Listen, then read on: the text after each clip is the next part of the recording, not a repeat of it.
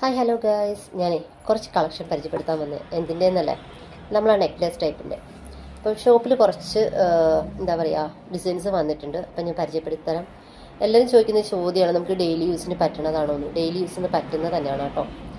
ഈ ഓക്കെ, അതിന് ലോക്കറ്റ് വന്നേക്കുന്നുണ്ടോ, എന്ത് നല്ല ക്യൂട്ടാണ്. അതിനകത്ത് ഗണപതിയാണ് കേട്ടോ വന്നേക്കണേ.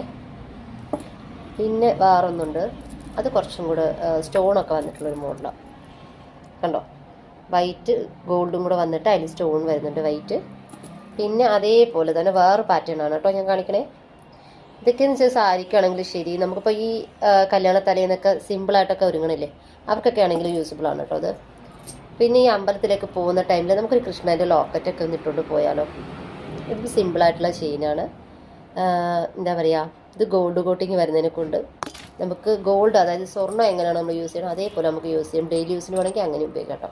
പിന്നെ വരുന്നതാണ്ട് ഈ ഒരു മോഡലാണ്. അതിൽ എന്താ പറയുക, മെറൂൺ കളർ സ്റ്റോൺ വരുന്നുണ്ട്, പിന്നെ ഗോൾഡ് വരുന്നുണ്ട് ബാക്കി കണ്ടോ.